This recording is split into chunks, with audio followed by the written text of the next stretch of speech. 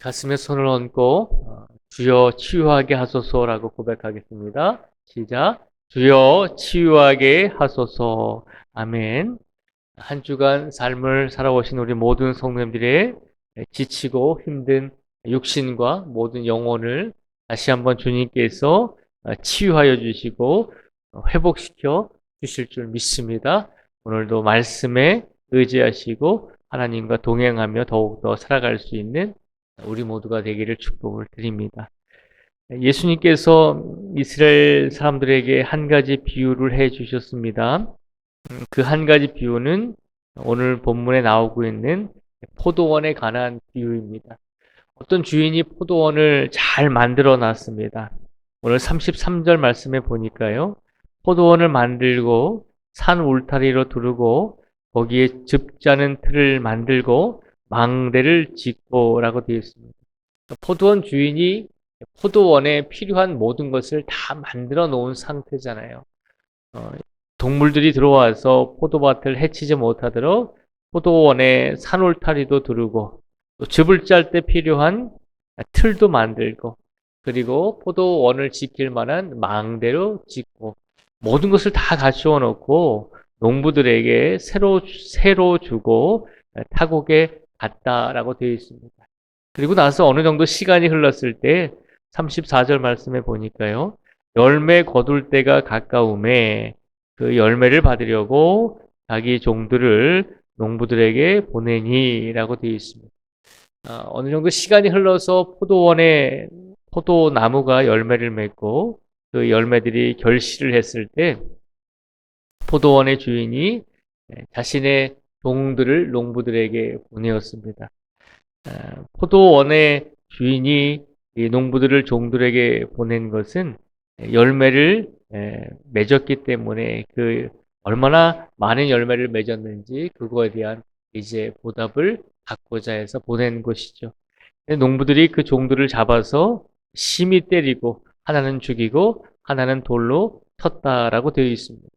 그래서 이 주인은 다시 한번 그 포도원의 농부들에게 종을 다시 한번 두 번째로 보냅니다.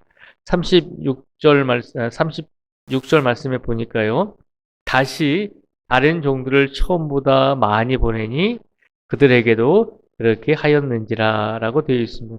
36절에 보니까 이 포도원의 주인이 처음에 보냈던 종들의 수보다 더 많은 종들을 보내면서 주인의 말을 전하게 했습니다. 그럼에도 불구하고 이 농부들이 종들을 처음처럼 이렇게 죽이고 또 때리고 이렇게 해서 돌려보냈다는 것이죠. 그래서 포도원 주인이 37절에 보니까 이번에는 마지막으로 자기 아들을 보내며 이르되 그들이 내 아들은 돈대하리라 하였더니라고 그렇게 생각하면서 마지막으로 농부들에게 이번에는 자신의 아들을 보내죠. 아들을 보내면서 그 포도원 주인이 농부들에게 바랬던 것은 딱 한 가지입니다. 내 아들이니까, 내가 보낸 내 친아들이니까 내 아들만큼은 존대할 것이다 라고 기대를 하고 아들을 보냈다는 것이죠. 그런데 그 농부들이 어떻게 했나요? 38절에 보니까 농부들이 그 아들을 보고 서로 말하되 이는 상속자니 다 죽이고 그의 유산을 차지하자 하고 이에 잡아 포도원 밭에 내쫓아 죽였느니라 라고 되어 있습니다. 농부들이 너무나 악하죠. 이 농부들에게 모든 포도원을 만들어 놓고 필요한 모든 것들을 만들어 놓고 농부들에게 세를 주고 그들이 먹고 살 수 있도록 충분히 배려해 주고 기회를 주고 은혜를 주었잖아요. 그런데 열매를 맺게 되었을 때 종들을 보냈음에도 불구하고 그 종들을 때리기도 하고 죽이기도 하고 내쫓아 버렸습니다.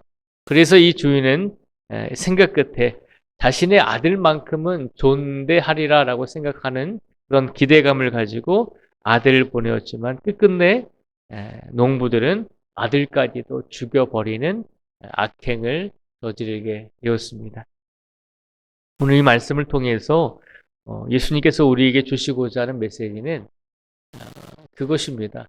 하나님께서 이 세상에서 모든 것을 만들어 놓으시고 우리로 하여금 이 세상에서 마음껏 누리며 살아갈 수 있도록 우리에게 은혜를 베풀어 주셨다는 것이죠. 그런데 언젠가 때가 되면 하나님께서는 우리에게 하나님을 믿는 성도로서 하나님께서 이 세상을 맡겨주셨으니 이 세상을 살아가면서 얼마나 하나님께 영광을 돌리면서 살았는지 믿음의 열매들을 얼마나 거두었는지를 우리에게 바라고 계신다는 것이죠. 근데 가만히 우리가 어떤 뭐 사업이나 어떤 이윤의 생각을 가지고 오늘 말씀을 바라보면 이 포도원의 주인이 농부들에게 밭을 빌려주고 또 열매를 거둘 때가 됐을 때 열매를 얻기 위해서 종들을 보냈잖아요. 그래서 우리가 생각해 볼 때, 이윤을 위해서, 좀 수익을 위해서 열매를 요구하고 있는 것처럼 보일 때가 많이 있습니다. 근데 오늘 말씀에서 가만히 들여다보면 정말로 이 포도원의 주인이 바랬던 것은 농부들에게 열매만을 맺기만을 바라는 것이 아니라 포도원의 주인이 정말로 바랬던 것은 내가 보내는 내 아들을 만큼은 존대해 주기를 바랬다는 것이죠. 그러니까 열매라고 하는 것은 우리 성도님들이 농사를 지어 보셔서 아시겠지만 열매가 맺힐 때도 있고 못 맺힐 때도 있잖아요. 그러니까 매번 열매를 맺을 수는 없잖아요. 매번 좋은 결실을 맺을 수는 없는 것이거든요. 그러면 우리들의 삶 속에서도 매번 좋은 믿음의 열매를 맺으면 좋겠지만 그렇지 못하는 삶을 살 때도 있잖아요. 그러면 하나님께서 우리에게 어떤 성과만을 바라시는 분은 아니잖아요. 우리가 열매를 못 얻었다고 해서 우리에게서 구원을 뺏어가시는 분은 아니거든요. 그러면 오늘 본문 말씀 속에서 정말 예수님께서 우리에게 주시고자 하는 메시지는 무엇인가? 하나님께서 보내신 아들 예수를 존대하기를 하나님께서 원하신다는 것이죠. 이 말씀은 곧 다른 말로 표현하면 오늘날에도 예수님을 믿으라고 권면하고 예수님을 믿어야지만 영생을 얻는다라고 알려주고 전도함에도 불구하고 하나님의 아들이신 그 예수님을 받아들이지 못하고 배척하는 사람들이 있잖아요. 배척할 뿐만 아니라 예수님을 믿는 사람들을 핍박하고 예수님이 어디 있느냐라고 이렇게 기만하면서 예수님의 복음을 받아들이지 않고 예수님을 존대하지 못하고 예수님을 존경하지 못하고 예수님을 의지하지 못하는 많은 사람들이 있잖아요. 그것을 예수님께서는 말씀하고 있는 것입니다. 열매를 맺어야 되는 것은 분명한 사실이죠. 그러나 우리가 열매를 맺지 못할 때도 분명히 있다는 것입니다.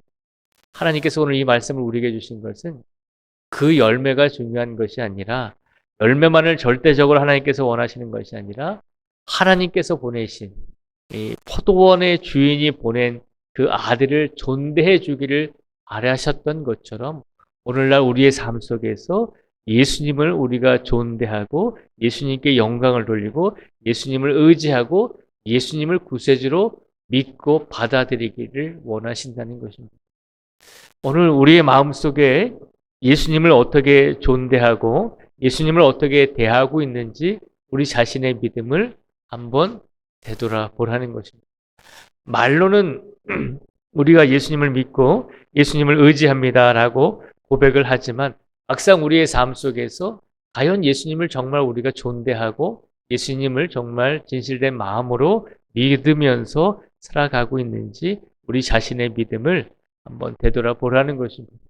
한 주간의 삶을 되돌아보면서 우리의 삶뿐만 아니라 우리의 믿음까지도 정말로 예수님을 우리가 존대하면서 예수님을 우리가 의지하면서 우리가 예수님을 우리의 구세주로 믿고 확신하면서 우리가 한 주간을 살아왔는지 우리 자신을 되돌아보고 만약에 우리가 그렇지 못한 삶을 살았다면 우리가 하나님께서 보내주신 하나님의 아들이신 예수님을 존대하는 삶을 살지 못했다면 오늘부터라도 다시 한번 하나님의 아들이신 예수님을 존대하고 예수님께 영광을 돌리고 예수님이야말로 우리의 구세주이시고 구원자이십니다라고 하는 믿음과 확신을 가지고 예수님을 더 의지하며 예수님을 더 붙들며 살아가는 성도가 되기를 하나님께서 우리에게 바라고 계신 줄 믿습니다.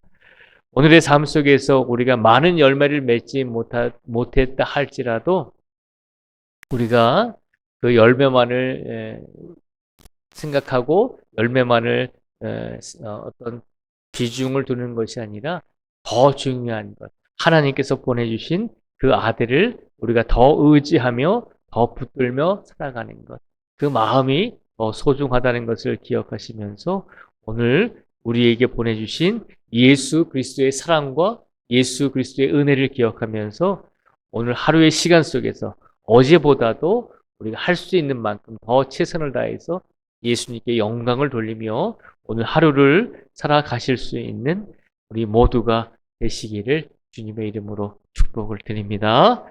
기도하겠습니다.